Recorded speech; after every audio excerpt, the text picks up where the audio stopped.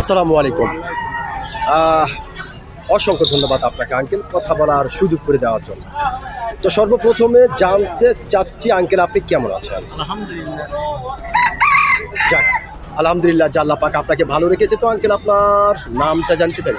আমার নাম আবু বকর সিদ্দিক। আবু বকর সিদ্দিক, সুন্দর একটি নাম আপনার, চমৎকার একটি নাম আপনার। তবে একটি কথা বলতে আমি বাধ্য হচ্ছি, সেটা হচ্ছে আপনার নাম শুনে এবং আপনাকে সামনাসামনি দেখে যারা বোঝা যাচ্ছে আপনি প্রচণ্ড একটি সাহসী মানুষ। আল্লাহ যে ভালো রাখছে। জি, সত্যি আপনাকে কিন্তু এটা দেখেই বোঝা যাচ্ছে।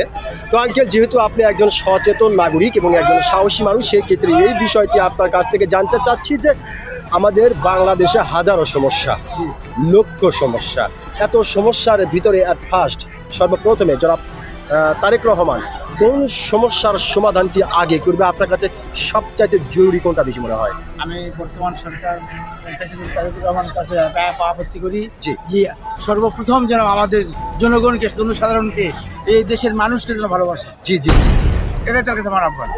এটাই আহ্বান।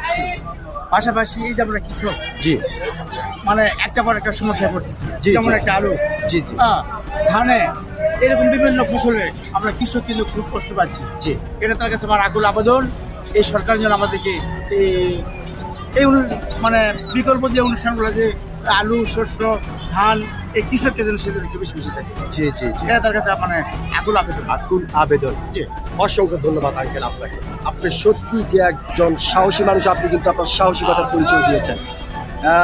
আমি আশা করব আপনার এই গুরুত্বপূর্ণ কথাটি অবশ্যই নতুন সরকার গুরুত্বপূর্ণভাবে আমলে নিবে। অসংখ্য ধন্যবাদ আপনাকে। জি জি। যে আপনার মনে হয় আরেকটু কথা বলতে চাচ্ছেন? জি বলেন, আপনি কিছু না একটু বলতে চাচ্ছেন সম্ভবত। ও যেটা বলতে চালাম যে জি। বর্তমান আমাদের যে যতটুকু দেখাচ্ছে এই সরকার, জি জি খুবই ভালো। জি জি, আল্লাহ যেন তাকে আরো বেশি বেশি ভালো রাখে এবং ভালো কাজ করার মধ্যে সুযোগ দান করে। সে একজন কে? আল্লাহ রাসূল। জি আমরা সাথে আছি, জি জি সে একাই পারবে না। পারবে জি, কি? আমাদেরকে যেভাবে দেখতেছে, যেভাবে কাজ করতেছে, এই সরকার যেন অন্তত কিছু না হলে কৃষককে যেন একটু বেশি বেশি দেখে। জি। এটাই আমাদের আশাবাদ। যে একটা কথা আছে যে কৃষক বাঁচলে বাংলাদেশ বাঁচবে। বাংলাদেশ বাঁচবে। জি, কৃষক ধন্যবাদ। বাঁচলে বাংলাদেশ বাঁচবে। আমাদের খাদ্যই হলো ধান, চাল, এই আলু। জি জি ভাতের পরে কিন্তু আলু, সেই আলুটাতে আমরা খুব বিপদে আছি। জি জি আল্লাহ যেন এই বিপদ থেকে মুক্তি করে সবাইকে। করে। এটা যেন সে একটু যেন দেখে। জি জি জি, এই যে ক্ষতিটা হলো, সরকারের কোনো লোক কিন্তু একবার কোনো জমিতে আসেনি, কোনো সাংবাদিকও আসেনি, কেউ আসেনি।